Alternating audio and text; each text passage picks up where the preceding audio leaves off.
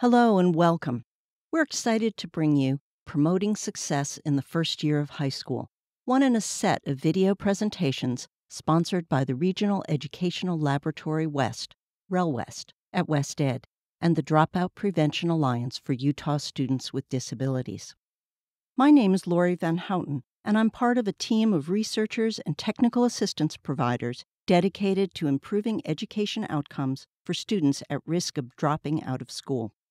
Today, you'll learn that a successful first year of high school is key to earning a diploma 4 years later. You will also learn what research says about ninth grade challenges and about promising dropout prevention strategies to get students to and through their critical first year. As you listen to the presentation, consider some of the challenges your school or district may face as 8th graders transition to high school. Ninth grade is an especially important year in a student's school experience.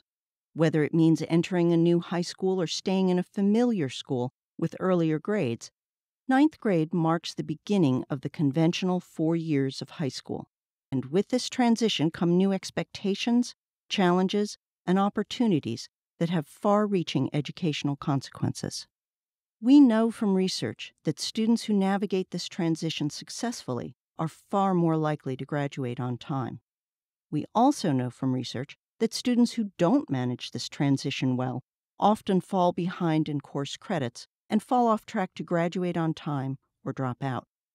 While the highest rates of ninth grade failure are in urban and high-poverty schools and for racial and ethnic minority students and students with disabilities, ninth grade students everywhere need support for a successful transition into high school.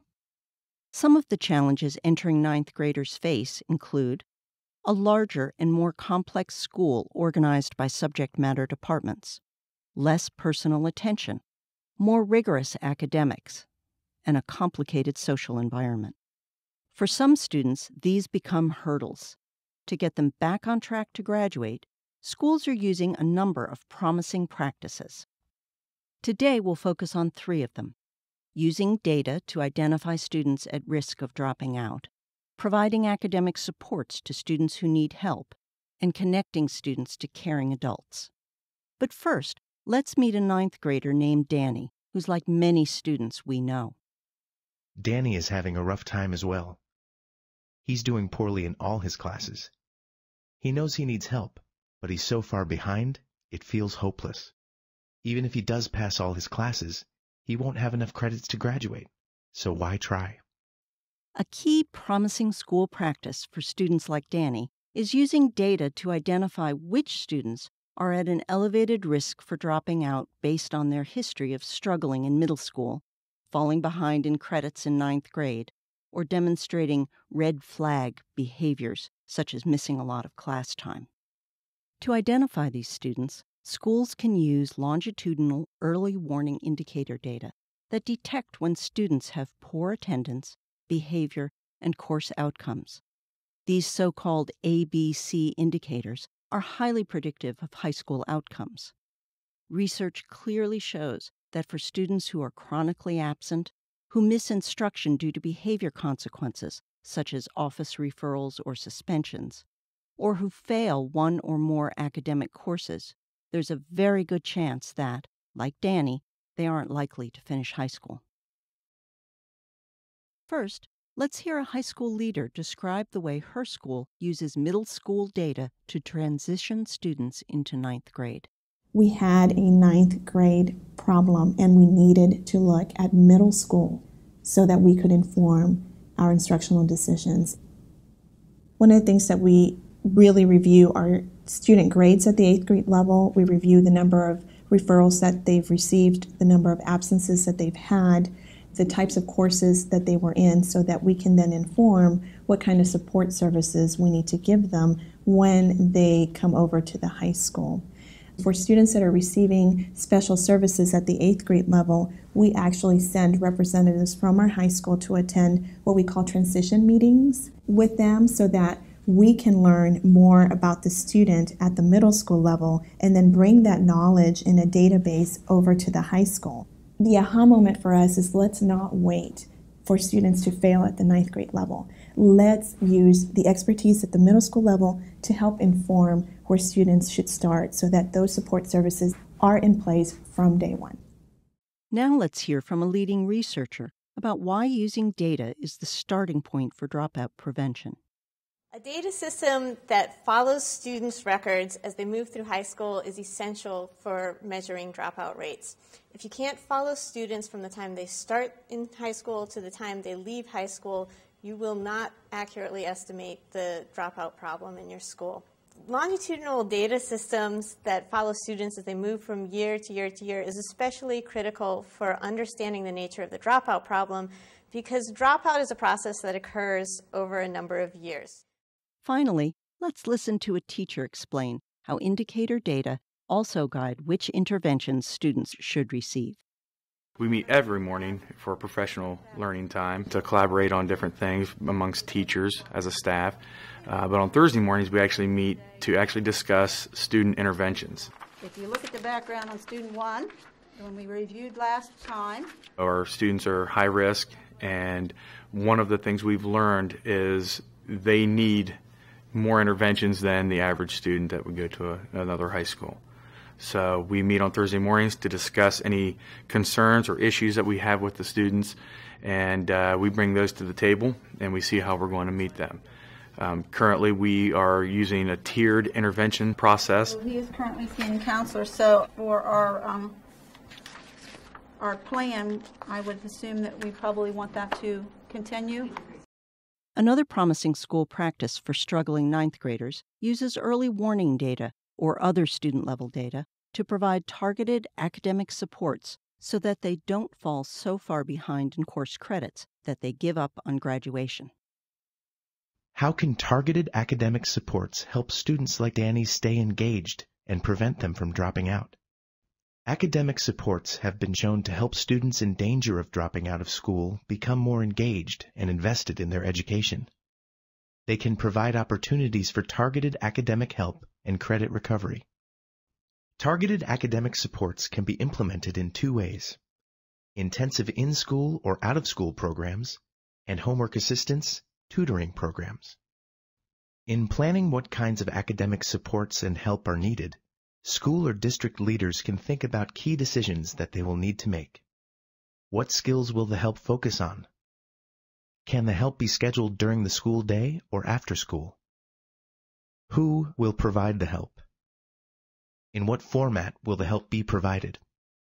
Academic supports can focus on a variety of areas, but they often provide students additional help in very specific skills or subject areas within reading, writing, or math. Whether a refresher elective, a test-taking skill program, or a small group tutoring session, these programs can help students reach proficiency in particular areas. Programs can take place after school hours, on Saturdays, and over the summer. Our third practice is nurturing relationships in schools. For students especially vulnerable to dropping out, having a caring adult who knows their personal circumstances, monitors what happens to them at school, and provides advice and support, and advocates on their behalf is key for them getting back on track to graduation. Next, we'll see how one school organized their 9th grade to promote caring and connection between teachers and students. Teaming is a structure that we use in the Freshman Academy, and we have all of our students and teachers divided into 4 teams. So each team has an English teacher, a science teacher, a math teacher, a social studies teacher. It also has 2 Pathways to Success teachers. It has a counselor and an administrator. We look at every student individually when we put them on a team, and so that's, 700 students we look at as incoming freshmen. So in April and May, we sit down and we project onto a board the student, what kind of classes they're going to be taking. For example, a pre-AP student will be in some pre-AP classes, and then we take all of that into consideration and we place them on team 1, 2, 3, or 4. Pathways to Success is a program specifically to the Freshman Academy. We call it PTS. PTS is a mandatory elective. The Pathways to Success teachers serve as the liaison between student and the core teachers to be sure that the student is fully aware of what grades they're making, what assignments they're missing, what assessments they need to make up. I think that communication is really the key difference that makes our students successful, because the students know that their teachers care about what their grades look like, that the teachers care about what their attendance looks like, and there's a sense of commitment to the student so that the student is persuaded to continue with their educational process. Other schools focus on building one-to-one personal relationships. These two examples show how high schools can connect adults with students in ways that demonstrate caring, trust, high academic and behavior expectations, and support for staying in school. First, let's hear from a researcher. What the research has found is that successful programs with dropouts will find people to play this role of advocate.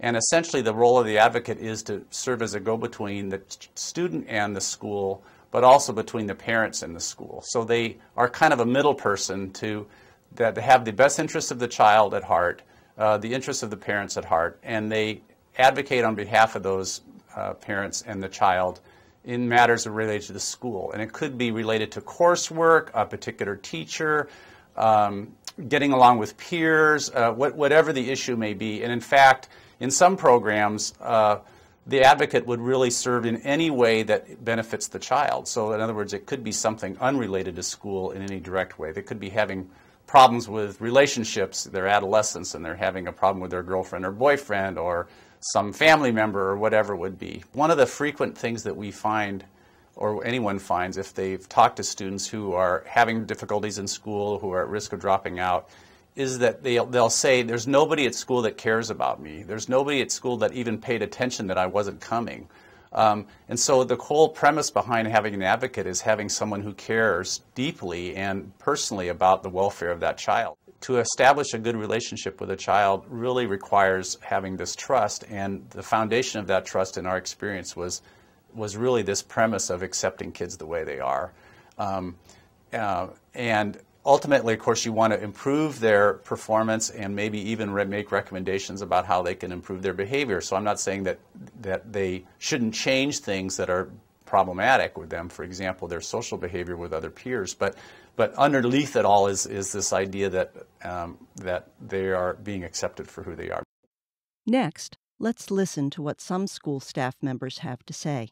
We choose to focus our mentoring program on ninth graders because we know that the transition from middle school to high school is absolutely critical. If we can get students through the first year, that's a huge step, but it's not the end of the road. And so the power of establishing such a strong relationship in that first year is that those kids are now, there's a cord, there's a connection to someone in the school. So no matter what happens through the next 3 years, it's kind of like a safety net to be able to go back to that mentor and say, here's what's going on, here's what's up, I need this, or can we talk about this? There's so many different ways to build trust, but the most important way, and different mentors and mentees do this, have many variations of doing this, but is to demonstrate clearly that there is care and that there is a genuine interest, that this is not something we're doing because we have to. This is something we want to do because we really care about you as a student and, more importantly, as a person. Part of the power of this program, I think, lies in its informality. That there isn't a set schedule, it hasn't become another thing that teachers have to write reports on and have endless oceans of paperwork on. It's human interaction. And that, to me, is the magic of this and the power of it and the way that you get 90% of the faculty to participate. Students themselves tell us in no uncertain terms that positive relationships with adults matter. When I first started the 9th grade, I felt like I didn't really have to do anything that much because it was just the 9th grade. So I kind of started slacking off, and like my grades went down. And then my mentor, he would always come to me and he'd be like, why are you making this grade? You can do better than that. And I didn't like him because I felt like he was just always bothering me, always bugging me. I was like, why is he being mean to me? And then like once he started telling me that I can do better and I improved my grades, I realized it was because he cares and he knew I can do better, and I knew, but he told me that I have to know that I can do good myself before I can do it. And that helps me a lot. If I could give advice to a mentor or somebody that wants to be a mentor, I would say the student has to have trust, like with that mentor. Compassion is another good thing. Also, also being stern with that person. You can't always just be lenient and be like, oh, it's okay. Some students or kids need that. Well, any advice I can give to any person that wants to be a mentor is being a good role model for that person you want to mentor, being there for that person when they need you, and treating them like your own kid, like being there for them when they need you, help them bring their grades up, and if they have any problems, trying to help them resolve those problems they have. Graduating from high school is an essential step for adult success. Research clearly shows that life prospects for young adults without a diploma can be bleak, leading to unemployment, poverty, chronic health problems, and incarceration. These outcomes add urgency to better transition students into 9th grade, to help them succeed during their first year in high school, and to keep them on track until they walk across the stage. Thank you for joining us. Please share this information with colleagues. We hope that your school benefits from learning more about promising dropout prevention strategies to get students to and through the critical first year of high school. We'd like to leave you with a few things to think about. How are students at risk of dropping out in 9th grade identified in your setting? How might one or more of these practices work, or work better, at your school or district? What conditions need to be in place for your school or district to consider using these dropout prevention practices? What other information or support is needed to use these practices? If you'd like to access the full version of the videos or other material from this presentation, please go to the Dropout Prevention section of the Doing What Works library at dwwlibrary.wested.org. There are many more dropout prevention practices, videos, templates, and tools for you to view and use. We've also compiled several other additional resources that you might find helpful along with the transcript of this video. These are available under the Research and Tools tab at relwest.wested.org. Again, thanks for participating in this presentation brought to you by RelWest. We'd appreciate it if you would complete the online survey at www.surveymonkey.com/r/HS Transition Video Survey. Your feedback really matters and is used for planning future events and videos. Lastly, for support in Utah, please contact Kenwin Derby at kderby@wested.org or 801-992-3061. Anyone may contact RelWest for more information at relwest@wested.org.